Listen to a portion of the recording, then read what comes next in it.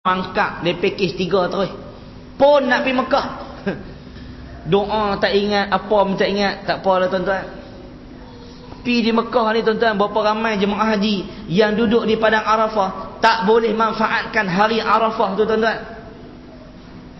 Hari yang bertuah, antara hari yang hebat dalam satu tahun tu, antara hari yang hebat ialah Arafah. Tuan-tuan, Lailatul Qadar tu memang lebih hebat, tapi antara hari yang Allah muliakan hari Arafah. Duduk pada Arafah tak tahu nak buat apa. Orang lain boleh khatam Quran. Tuan-tuan bayangkan, satu hari tu ada orang pederah 30 juzuk di Arafah tu. Ada orang berdoa tuan-tuan tak henti-henti. Orang Melayu duduk dalam kemah buat apa? Makan kurma, makan kacang cerdik, telang kelingan kulit-kulit. Duk bengong tu juga. Pasal apa? Balik duk pakai UMNO ke? Bengong ke?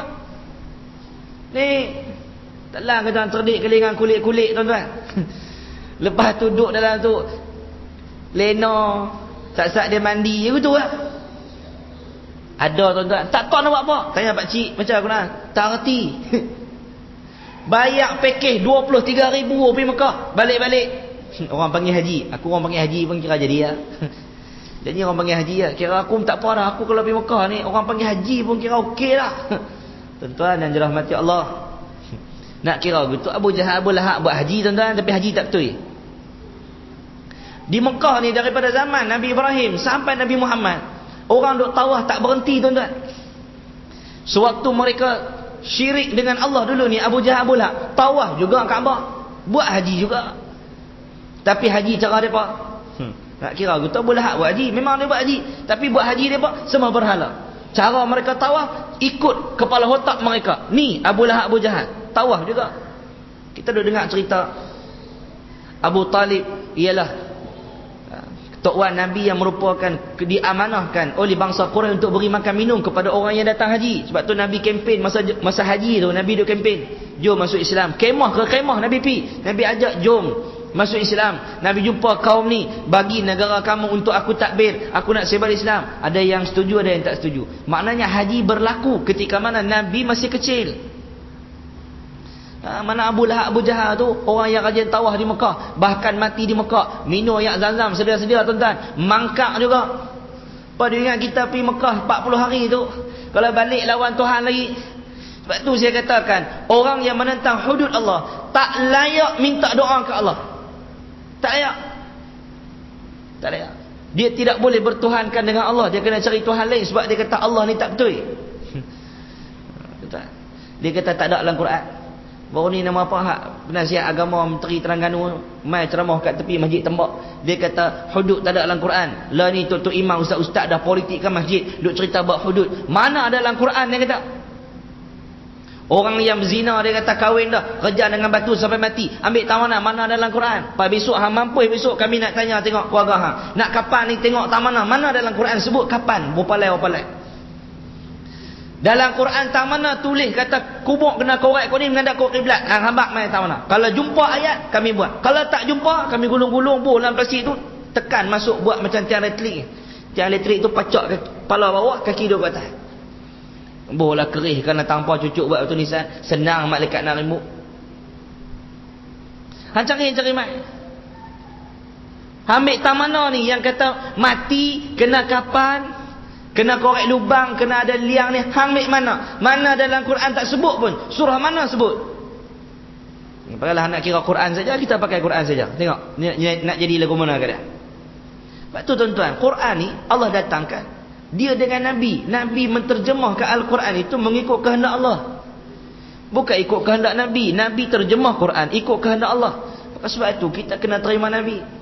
Bila terima Nabi, terima hadis Nabi, perbuatan Nabi, iqrar Nabi, apa yang Nabi kata, hak tu kita pakai.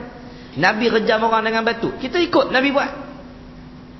Tuan-tuan ingat senang hudud ni nak kena tuan-tuan. Ingat senang. Tapi kalau kena tuan-tuan, makan tak habis. Nak sabit hukuman hudud ni satu benda yang begitu payah. Saksi tak boleh tinggal solat. Kalau tinggal solat dah kira tak adil lah. Hakim pun hakim yang tak pernah tinggal solat.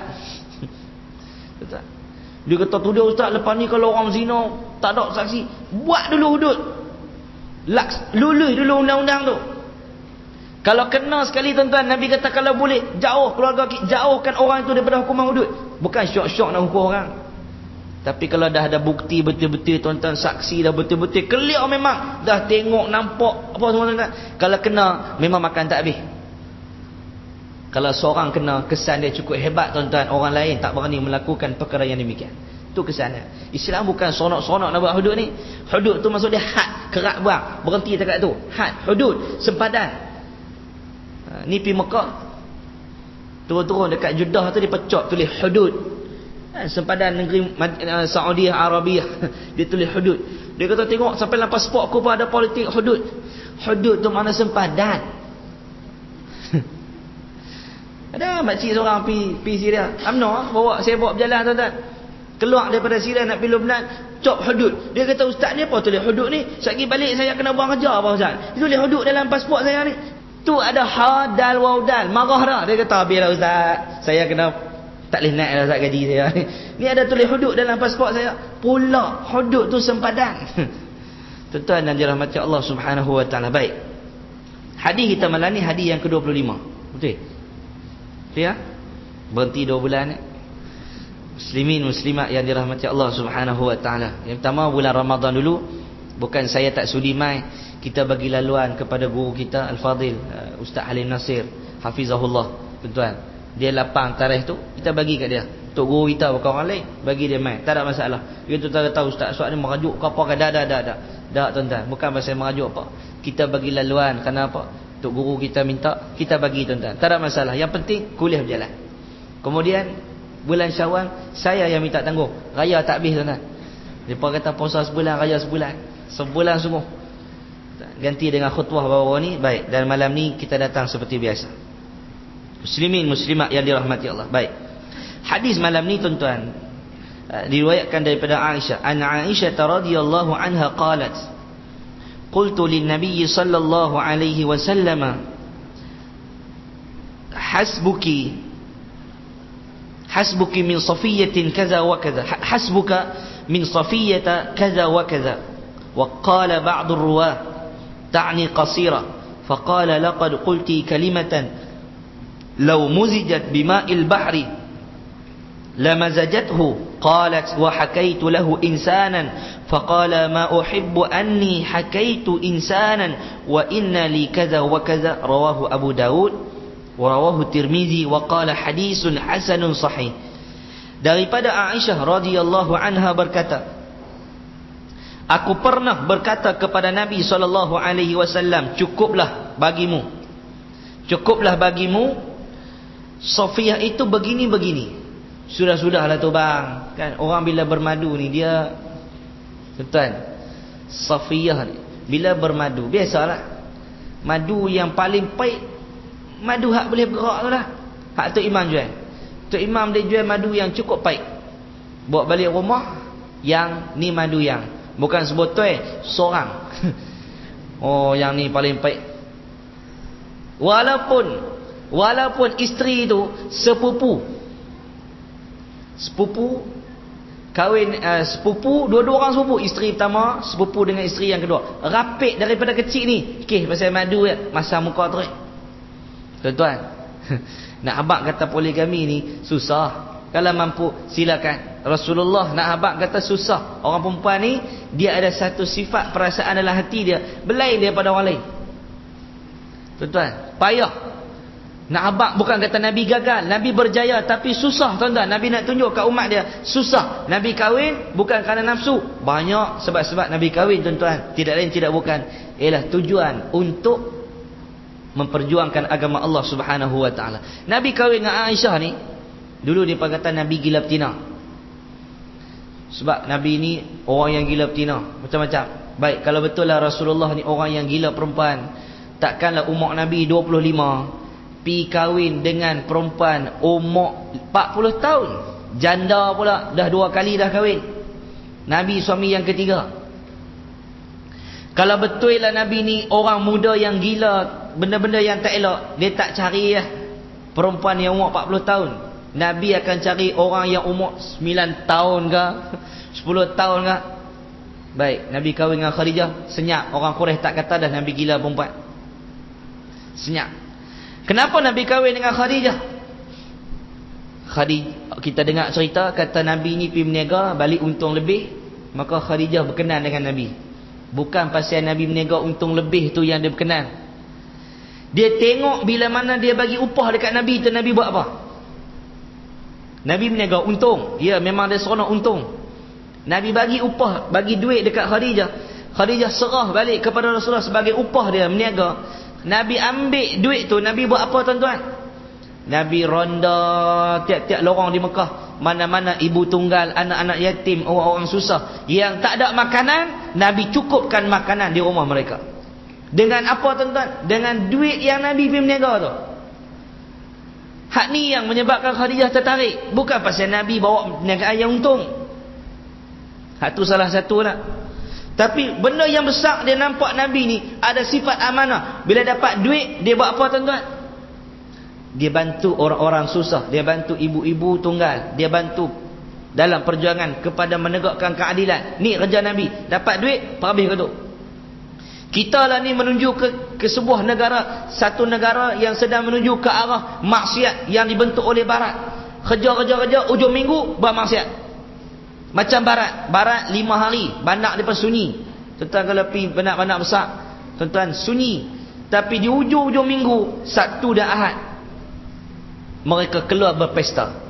Sebab itu antara hasrat saya lah tuan-tuan, kita nak negara kita ni ubah balik cuti daripada Sabtu dan Jumaat, Sabtu dan Ahad kepada hari Jumaat tu wajib cuti tuan-tuan. Kita di Kedah, Kelantan, Terengganu, alhamdulillah, negeri-negeri lain menyusahkan orang Islam nak sembahyang.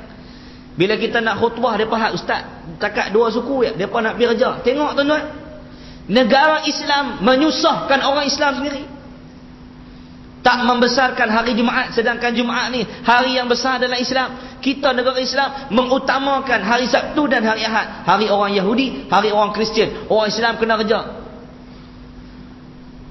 Dia kata lah ustaz kerja balik awal. Bukan masalah balik awal, tak dan mandi sunat Jumaat.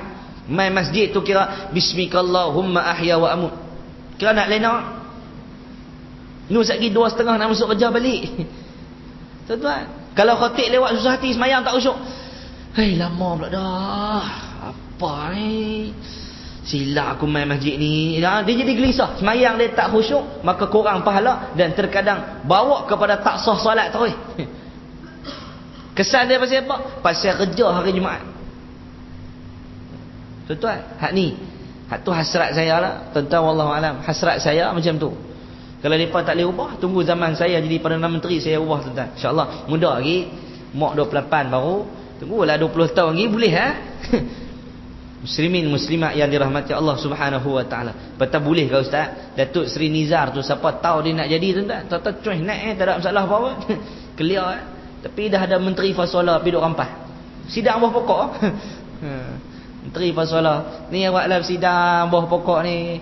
Ni menteri fasola ambil negeri, buat lari keling anak dara, habis buat lari. Duk buah pokok pegang payung. Muslimin muslimat yang dirahmati Allah, pokok pun dia pun nak tebang. Allahu akbar. Baik.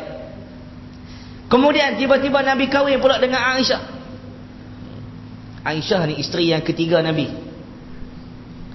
Nabi kahwin dengan Aisyah umur 6 tahun. Tadi dah kata Nabi ni kahwin dengan orang tua sebab dia bukan gila perempuan. Tiba-tiba kahwin dengan budak pula dah. Budak gamak dia kata Muhammad pergi menikah dengan budak umur 6 tahun. Tuan-tuan, nak jawab apa pula dah ni? Tadi boleh jawab dah, selesai dah.